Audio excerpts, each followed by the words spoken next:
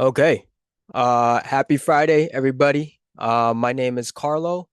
I work in the financial aid office here at SF State. Welcome.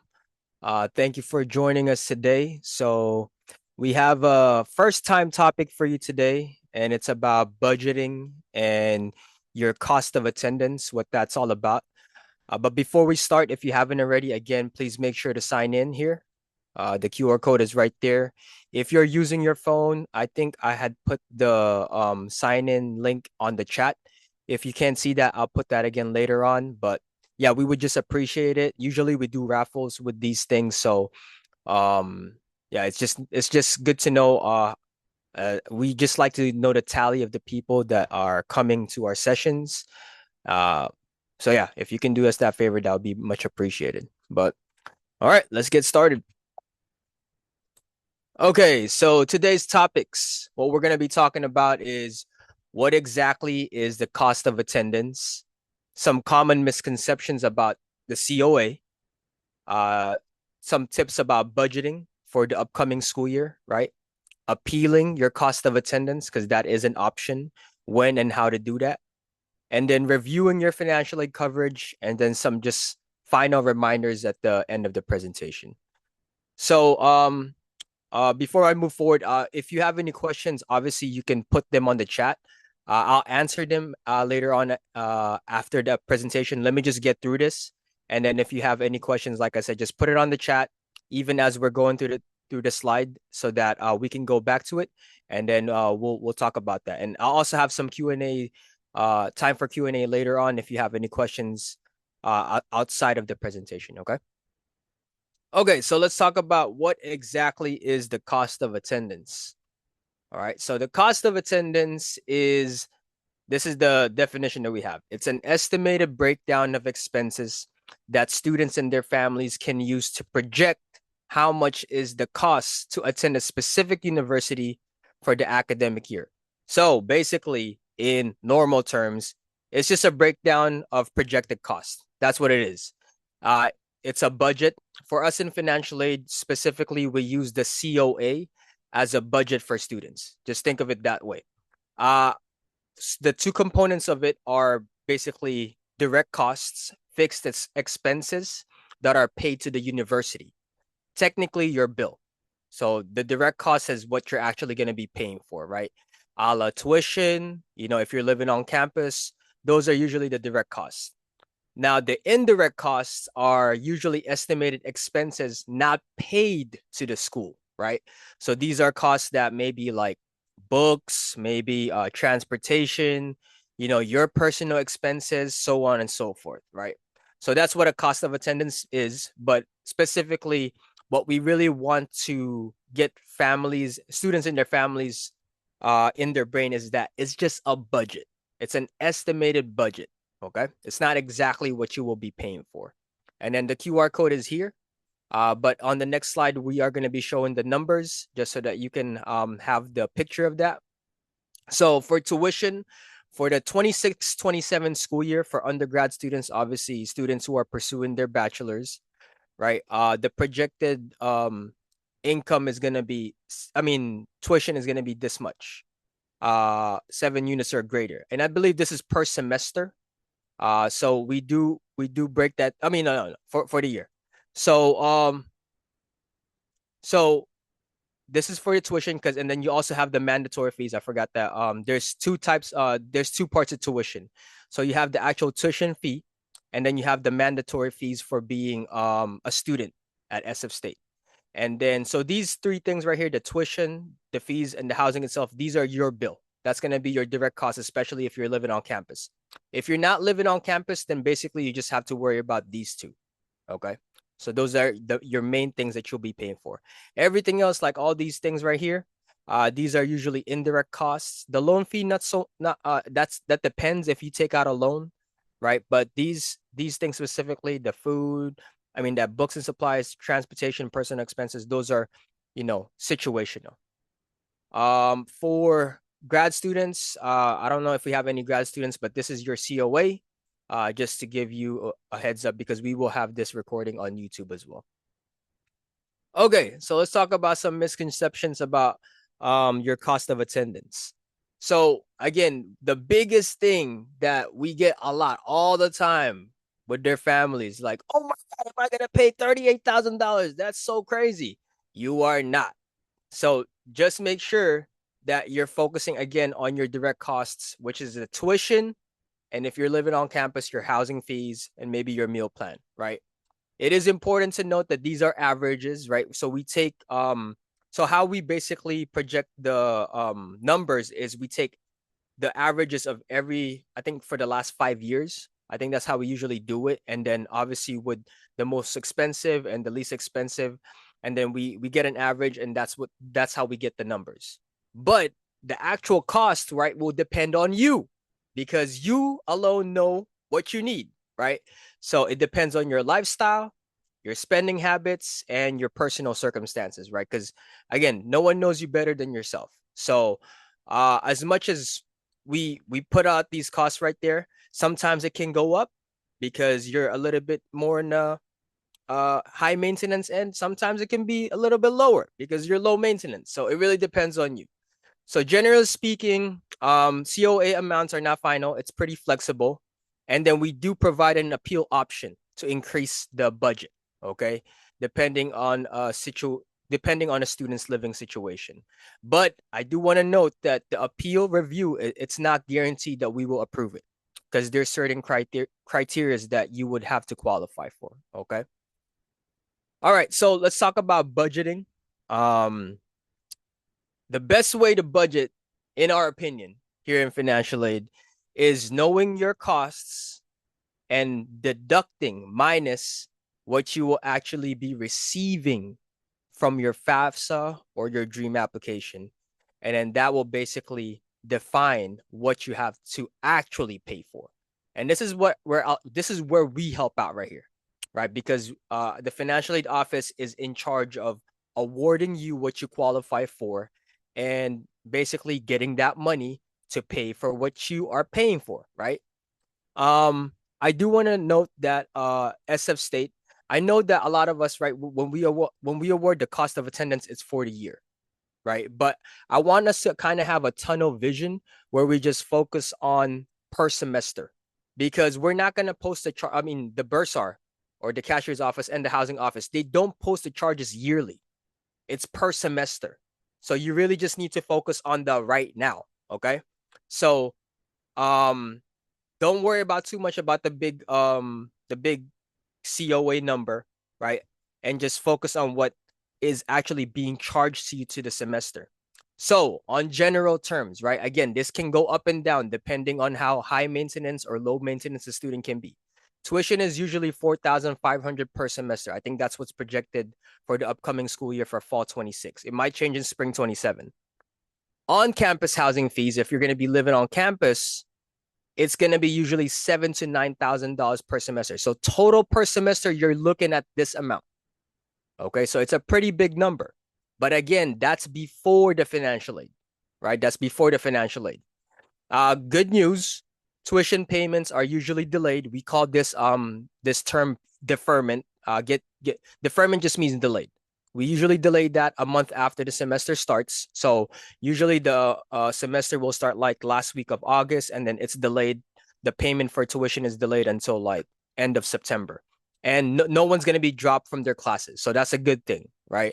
So, Carlo, am I going to be able to go to my class if I'm owing money? Yes. As long as you're signed up for your classes, you should be good to go. And on top of that, housing payments are also just due every month. Again, having the tunnel vision that we're just focusing per semester.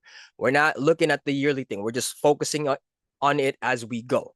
So, let's say that your financial aid covers maybe the first 2 or 3 months of your rent, then you technically don't have to pay until later on in the semester, right? So that's good news for a lot of parents and families who are trying to be methodical in planning on how to pay their stuff. Okay, so that's our recommendation. Again, that this is not always that doesn't mean that this is what's going to work for you. But the one thing that we do want to emphasize is know how much you will be receiving in financial aid. That's what we do here in our office. So please make sure to check in with us if you're not understanding that part. All right. So just to clarify again, because we handle the awards, who exactly do I contact for fees or payments, right? Because you might be an incoming student and you need to know where you go, right? As much as possible, we will try to answer those questions for you, but there's specific offices that cater to those needs, right? So specifically for tuition fees, out-of-pocket payments, or if you're refund, we'll talk about that later. Refunds and direct deposit, that would be with the bursar. Bursar is just a fancy way of saying cashier. That's all it is. Housing office, obviously, for housing, any kind of housing living arrangements or payments out of pocket that are outside of the financial aid. And here's the link for the bursar. If you have your phone, go ahead and save that link. And then I do want to break down the housing office as well, because the housing office kind of has two contact informations.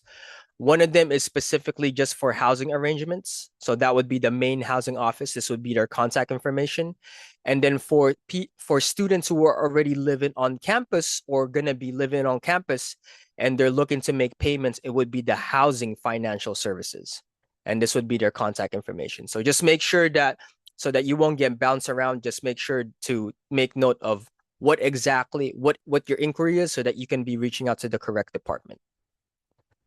And then if you do, we did want to include this as well because this is what you will basically see if you go to their website. So this is where you would basically see the housing options for the school year, right? For 26-27. And 26-27 means fall 26, spring 27, and summer 27. And then you'll be able to access how much it is per semester, right? And how much per month. Per installment means per month. And this is for the entire year. So again, this is for I think 26-27 for UPN, for University Park North. The cost may change depending again whether you're doing single, double, and all that stuff. All right. And this is the link for that. And this is the link for making payments for housing right here. Okay, so let's talk about the appeal option that I mentioned about appealing your COA. So first and foremost, this is the most important thing about appealing your COA. The COA appeal, I'm gonna look at the camera. COA appeal does not increase your grant amounts or your direct loan amounts, but specifically grant amounts. Because I cannot tell you how many times we get students like, oh, let me just submit a COA appeal because I want to increase my Pell Grant. It don't work that way. It does not work that way. The COA appeals only increase the following loans, just these. So if today you are a student, right? You're getting all these awards and you're like, yo, the Parent Plus loan that I took out is not enough. The private loan that I took out is not enough. That's when you would want to be submitting a budget appeal. Now, there's also some situations like, for example, you had taken out a loan, right? And then you got a scholarship, right? And then we're trying to fit the scholarship into your budget, right? But because there's no more room in your budget, you don't want us to cancel the loan that you took out. So that's another reason why we would want to do a budget appeal so that we can increase your budget so that the student may keep the scholarship and at the same time keep the loan together.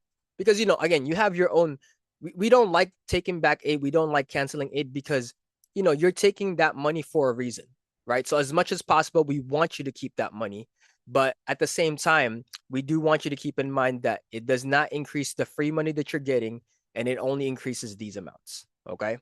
The appeal guide would be right here. So if you have the QR code, there's literally a step-by-step guide on how to submit it.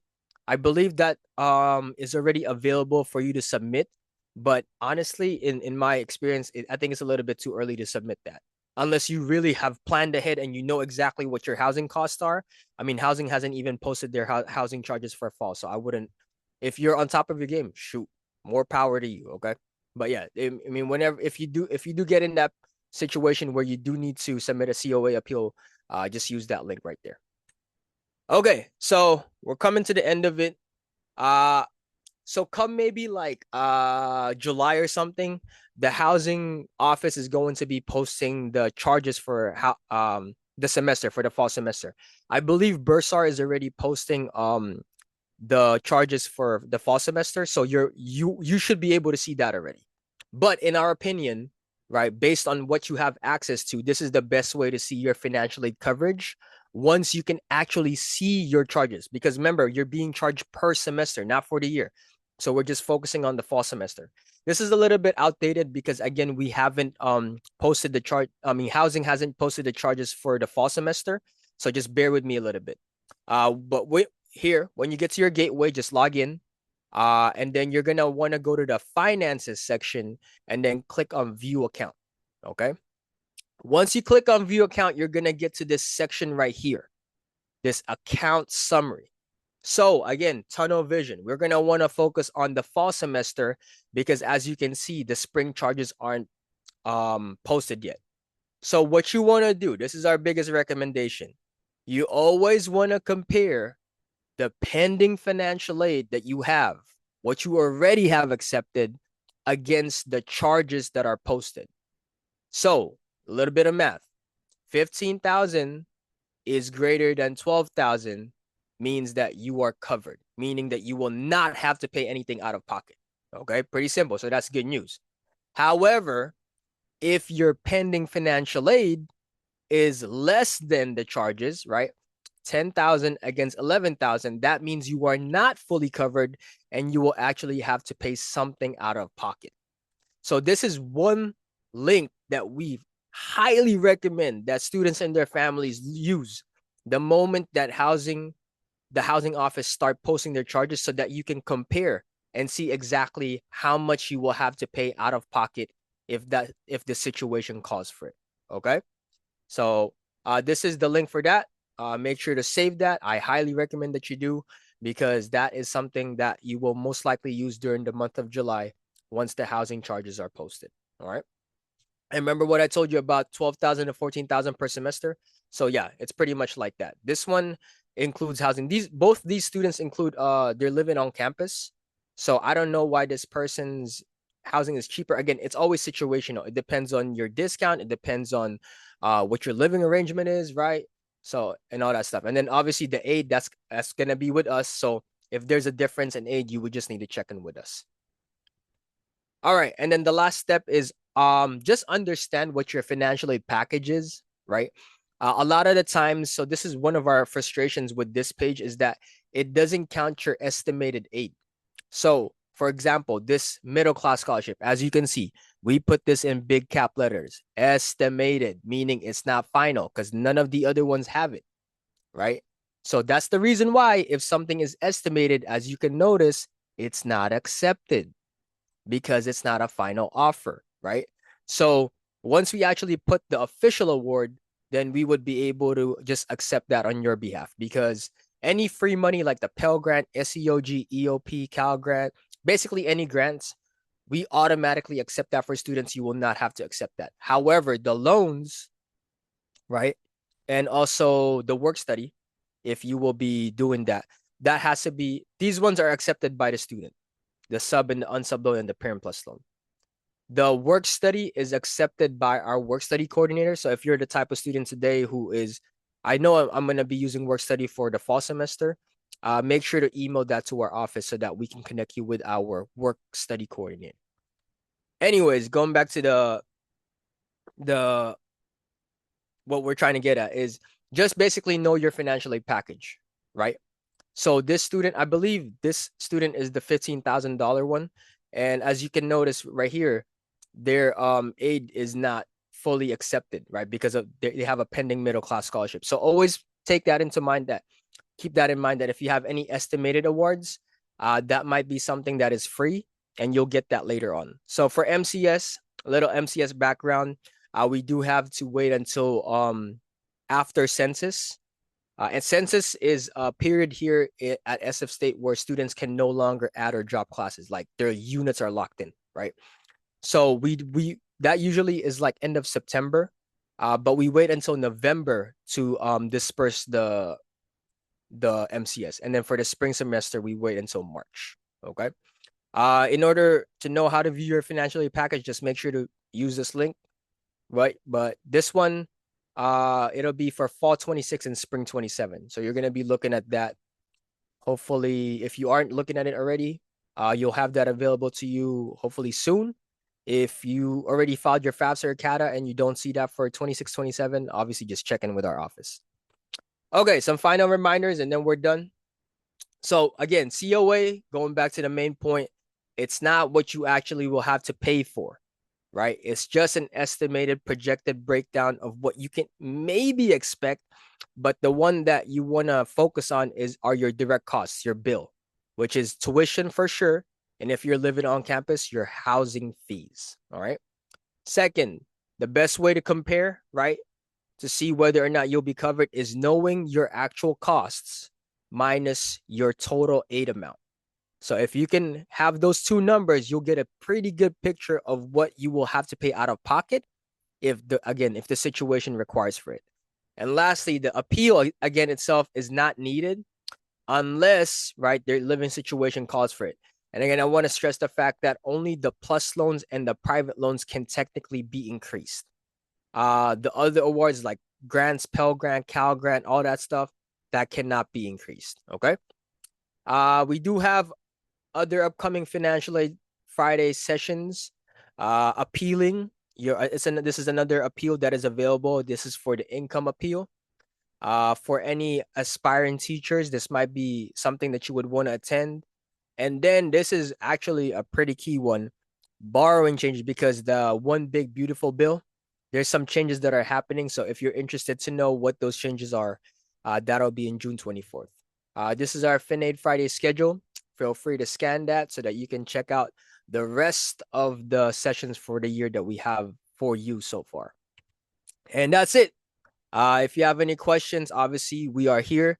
This is our building, the student services building. When you literally enter there, just turn left. Our counter is to the left side. And then, yeah, if you got everything that you need today, perfect. Happy Friday. Thank you for joining us today in this sunny Friday. But yeah, have a good one, y'all.